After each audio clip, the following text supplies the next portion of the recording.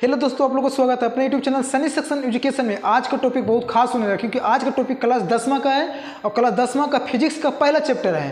किससे है? तो प्रकाश के परिवर्तन। किससे? प्रकाश का परिवर्तन। ये लेक्चर कितना है? लेक्चर 6 है। लेक्चर 6 है। 1 2 3 4 5 बतला चुके हैं। अगर उस वीडियो नहीं देखे हैं, वो ट्रिक पर बतलाए हैं, नहीं देखे हैं तो जाइए मेरे यूट्यूब चैनल पर और उस पर सर्च करिए सनी सेक्शन एजुकेशन और जाइए पाँचों का लेक्चर देख लीजिए। ट्रिक के माध्यम से बतलाए हैं। ये भी लेक्चर 6 है, ट्रिक के माध्यम से आपको बतलाएंगे। प्रकाश का परिवर्तन है, लेक्चर नंबर 6 है। ये जितना भी लिखा हुआ है एकदम डायरेक्ट हम आपको यहीं पर याद करवा देंगे, इसलिए इस वीडियो के कम से कम आप शुरू से अंत लुक देखिए। पहला बोल रहा है कि समतल दर्पण द्वारा बने प्रतिबिंब की विशेषता बतलाइए। जैसे होता है ना कि समतल दर्पण द्वारा बने प्रतिबिंब को कितना विशेषता हो सकता है, तो इसमें 6 विशेषता दी है। आपको ट्रिक के माध्यम से आपको समझाएंगे। तो पहला बोले कि प्रतिबिंब दर्पण के पीछे बनता है। जब भी आप आईना में जाइए तो उसको बोलते हैं समतल दर्पण। जब भी जाएंगे सामने में तो क्या बनता है? उसका जो प्रतिबिंब रहता है दर्पण के पीछे बनता है। क्या बनता है? कोई पूछेगा कि समतल दर्पण द्वारा बने प्रतिबिंब की विशेषताएं, तो उसको 6 विशेषताएं देना है, वो भी ट्रिक के माध्यम से देना है। तो पहला विशेषता क्या बोल रहा है कि प्रतिबिंब दर्पण के पीछे बनता है। प्रतिबिंब जब भी बनता है किससे बनता है? कहाँ बनता है? तो दर्पण के पीछे बनता है। दूसरा विशेषता बोला है कि प्रतिबिंब का आकार वस्तु के आकार के बराबर होता है। जब हम मान लीजिए कि आईना के समतल दर्पण के सामने खड़ा होंगे तो जितना आकार मेरे पास है उतना आकार उसमें बनता है। तो क्या होता है? समतल दर्पण का वस्तु का आकार मतलब प्रतिबिंब का आकार वस्तु के आकार के बराबर होता है। प्रतिबिंब का आकार जो रहेगा, अगर मान लीजिए कि प्रतिबिंब का आकार 4 मीटर है तो वस्तु का आकार कितना होगा? 4 मीटर होगा। कितना होगा? 4 मीटर होगा। तीसरा बोल रहा है कि प्रतिबिंब वस्तु की अपेक्षा सीधा बनता है। प्रतिबिंब का आकार जो होता है वस्तु के आकार के क्या होता है? सीधा होता है। सीधा मतलब इसको बोलते हैं सीधा होता है। कोई पूछेगा कि 6 विशेषता है, तो पहला हो गया प्रतिबिंब दर्पण के पीछे बनता है। दूसरा विशेषता क्या है कि प्रतिबिंब का आकार वस्तु के आकार के बराबर होता है। तीसरा बोल रहा है कि प्रतिबिंब वस्तु की अपेक्षा सीधा बनता है।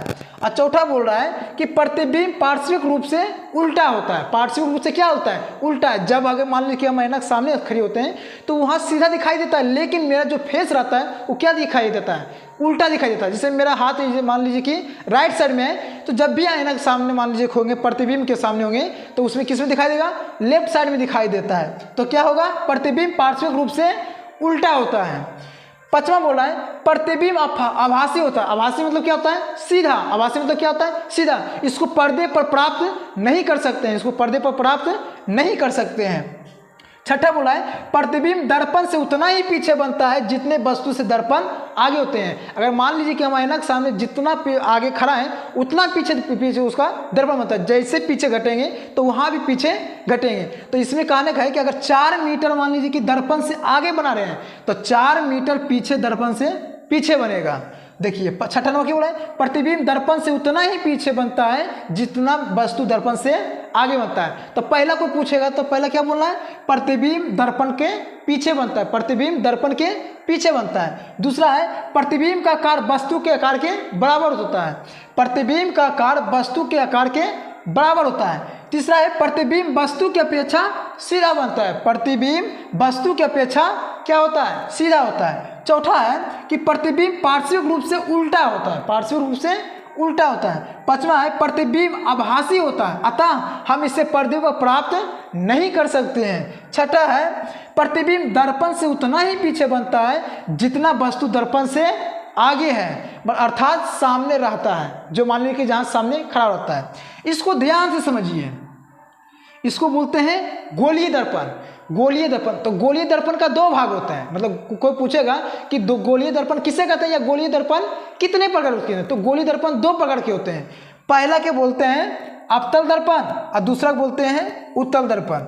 इसको आप पहला बोल सकते हैं उत्तल दर्पण, दूसरा बोल सकते हैं अवतल दर्पण। इसमें कहीं फर्क नहीं है। लेकिन अगर कोई पूछ देगा कि उत्तल दर्पण किसे कहते हैं, तो उत्तल दर्पण किसे कहते हैं, तो बोलना कि गोलीय दर्पण का जिस गोले का भाग होता है जो अंदर के द्वारा कली की हो, कली मतलब रंगा हुआ हो, अवसे दर्पण को गोलीय उत्तल दर्पण कहते हैं। अवसे दर्पण को उत्तल दर्पण कहते हैं। सिंपल बोलना, इसका ट्रिक है कि उत्तल दर्पण किससे कहते हैं, तो गोलीय दर्पण का जो अंदर के भाग में रंगाई किया हो उसे हम उत्तल दर्पण कहते हैं। कोई पूछेगा कि अवतल दर्पण किसे कहते हैं, तो बोलना है गोलीय दर्पण का जिस गोले का भाग होता है और जो बाहरी साइड में रंगाई किया हो उसको बोलते हैं कलई।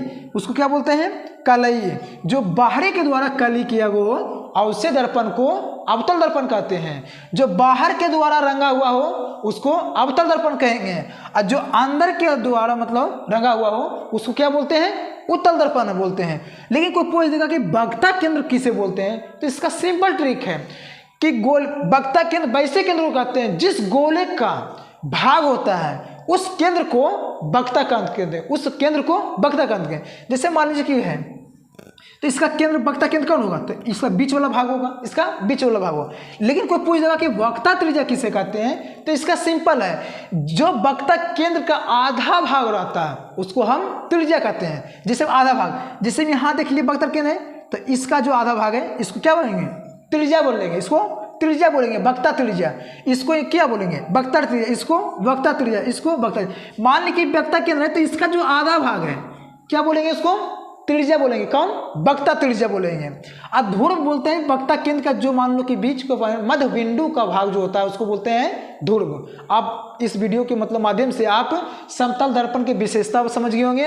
अब गोलीय दर्पण का सभी भाग समझ गए कि अवतल दर्पण किसे कहते हैं, उत्तल दर्पण किसे कहते हैं। अगर आपको ये वीडियो पसंद आया तो इस चैनल को सब्सक्राइब करें, लाइक करें, अपने दोस्तों के साथ अधिक से अधिक शेयर करें। मिलते हैं नेक्स्ट वीडियो में। जय हिंद, जय भारत।